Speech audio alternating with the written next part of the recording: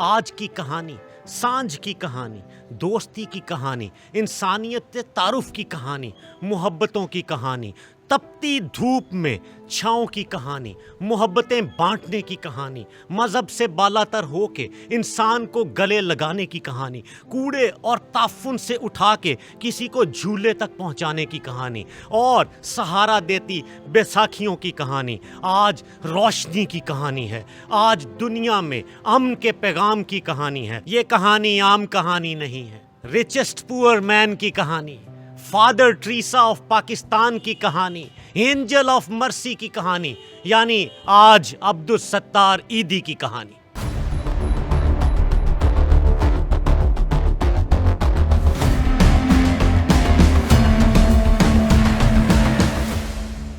ستر کی دہائی کی بات ہے۔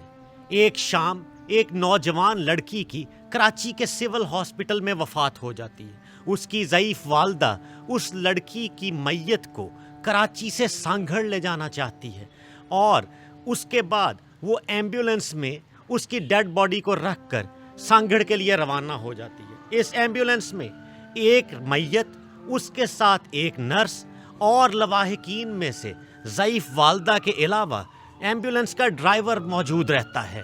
سانگھڑ میں انٹر ہوتے ہی ایک سنسان رستے کے قریب پہنچ کر چند افراد اس ایمبولینس کو رکنے کا اشارہ کرتے ہیں، اور اس کے بعد یہ ایمبولینس رک جاتی ہے۔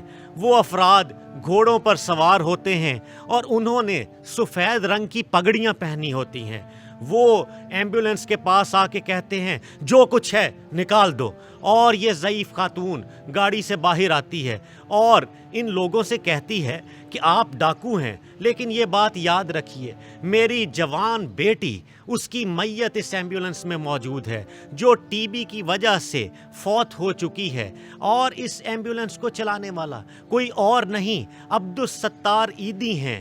یہ بات سنتے ہی ڈاکو دم بخود ہو جاتے ہیں اور گاڑی کے پاس پہنچ کر گھوڑوں سے نیچے اتر کر دروازہ کھول کے اس ڈرائیور کو سر تا پا غور سے دیکھتے ہیں، اور دیکھنے کے بعد عیدی صاحب سے کہتے ہیں عبدالستار عیدی صاحب، آپ کو معلوم ہے جب ہم مارے جائیں گے تو ہمارے گھر والے ہمیں لینے نہیں آئیں گے، اور ہمیں یقین ہے کہ اس ٹائم پہ آپ ہی ہمیں لینے آئیں گے اور آپ ہی ہماری قبروں پہ مٹی ڈالیں گے۔ اس کے بعد ڈاکوؤں نے عیدی صاحب کا ہاتھ چوما اور بجائے ان لوگوں کو لوٹنے کے اپنے پاس سے 100 روپیہ عیدی فاؤنڈیشن کو چندہ کیا۔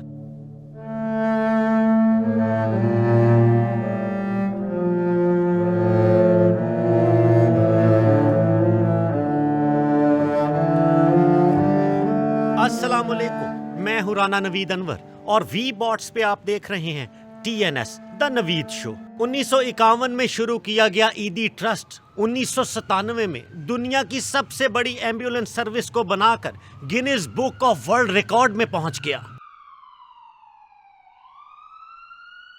بھارتی ریاست گجرات کے شہر بانٹوا میں پیدا ہونے والے عبدالستار عیدی پارٹیشن کے بعد 1947 میں اپنے خاندان کے ہمراہ کراچی پہنچے۔ عیدی فاؤنڈیشن انٹرنیشنل کے بانی کو بچپن ہی سے انسانیت کی خدمت کا شوق تھا۔ ایسے کئی واقعات ہیں کہ انہوں نے کم عمری میں ہی لوگوں کی مدد کی ہو، لیکن اصل میں ایک واقعہ ان کے گھر پہ پیش آیا جب ان کی عمر صرف 11 سال تھی، تو ان کی والدہ کو فالج کا اٹیک ہو گیا اور اسی میں ان کے دماغ پہ بھی اثر ہو گیا۔ عبدالستار عیدی کو اپنی والدہ کو سنبھالنا تھا۔ باپ کاروبار کے سلسلے میں شہر سے باہر رہتے۔ عبدالستار عیدی نے اپنی والدہ کو کھانا کھلانے سے لے کے کپڑے بدلنے سے لے کے ہر طرح کے معاملات خود سنبھالے۔ ان کے شب و روز اپنی والدہ کی خدمت میں گزر رہے تھے، اور یہ 11 سالہ بچہ ذرا بھی پریشان نہ ہوتا، کیونکہ وہ اس میں جنت کو تلاش کر رہا تھا، حقیقی جنت جو ماں کی خدمت سے ملتی ہے۔ یہی وہ تربیتی سلسلہ تھا جس میں وہ انسانیت کے دکھوں کو سمجھنے میں مصروف تھے۔ عبدالستار عیدی نے اپنی والدہ کی خوب خدمت کی اور انہیں ذرا بھی پریشانی نہیں ہونے دی۔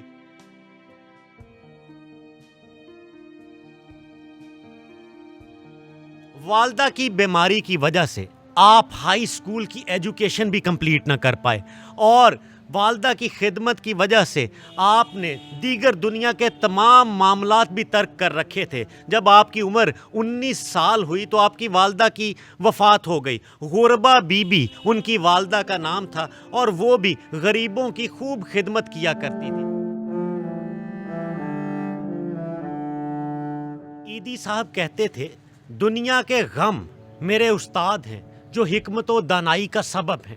عیدی صاحب نے اپنے ہاتھوں کے ساتھ 2000 سے زائد تعفن زدہ لاشوں کو خود دفنایا، اور عیدی صاحب نے پوری زندگی ایک وقت میں 2 کپڑوں کے جوڑوں پر گزارا کیا، اور ایک جوڑا جو جوتوں کا تھا وہ 20 سال تک استعمال کیا۔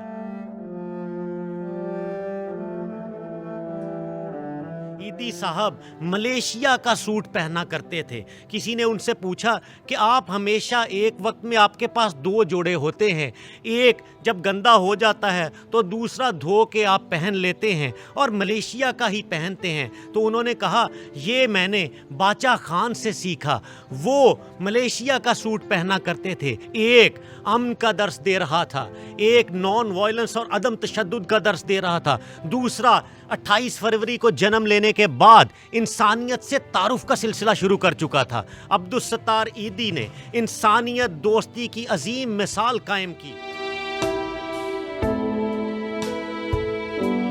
عیدی صاحب نے ملیشیا کا جو سوٹ پہنا وہ زیادہ تر مردے کے تقسیم شدہ سامان کے تھان سے سلتا تھا۔ عیدی صاحب مردے کے اترے ہوئے جوتے بھی پہن لیتے تھے، اور انہوں نے وہ واحد شخص تھے جنہوں نے اس تاثر کو زائل کیا کہ مردے کے سامان میں نحوست ہوتی ہے۔ وہ واحد شخص ہے جس نے اس کے کپڑے اور جوتے استعمال کیے اور کبھی آر محسوس نہ کیا۔ وہ کہتے تھے، ہر کسی نے بالآخر اسی مٹی میں جانا ہے، کوئی ایشو نہیں، یہ میرا ہی بھائی تھا۔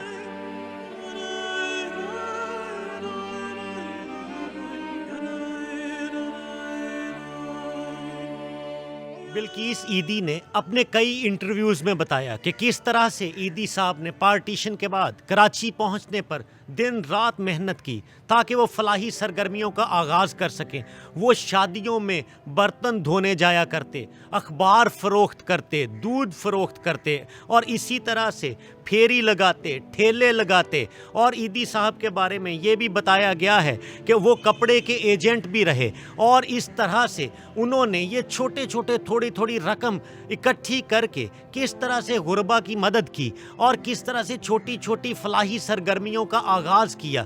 عیدی صاحب نے یہ مشن والدہ کی وفات کے بعد اپنا لیا تھا کہ دنیا میں آنے کا میرا پرپس ایک ہی ہونا چاہیے، کسی دوسرے انسان کی خدمت، کسی ایسے انسان کی مدد جو ضرورت مند ہو، جو پھنس چکا ہو، میرا ہاتھ بڑھ کر اس کو بچانے والا ہونا چاہیے۔ کراچی کے علاقے میٹھا در میں ایک چھوٹے سے کمرے میں چھوٹی سی ڈسپینسری سے اس بڑے دل کے انسان نے کام کا آغاز کر دیا۔ عبدالستار عیدی نے اپنے دوست حاجی عبدالغنی کی مدد سے 2000 روپے اکٹھے کیے اور اس کے ساتھ خریدی پہلی وین ہل مین۔ عیدی صاحب نے اپنے ایک انٹرویو میں بتایا کہ میں نے پوری زندگی کوئی دوسری گاڑی نہیں چلائی، جب سے میں نے گاڑی چلانی سیکھی وہ ایمبیولنس چلانی سیکھی، اور اس کے بعد 48 سال تک میں ایمبیولنس چلاتا رہا۔ بلقیس عیدی نے اپنے ایک ٹی وی انٹرویو میں بتایا کہ میری زندگی میں ہنی مون ٹرپ یا کوئی دوسرے ایسے ٹرپس شامل نہیں تھے، ہم لوگوں کی مدد کو ہی اپنی تفریح میں بھی بدل لیتے تھے۔ جب ہم کسی زخمی کو اس کے گھر تک پہنچا کے آتے تو ایمبولنس میں آتے ہوئے کسی دیہات گاؤں سے قصبے سے گزرتے ہوئے کسی ڈھابے پہ رک جاتے، وہی ہماری تفریح ہوتی۔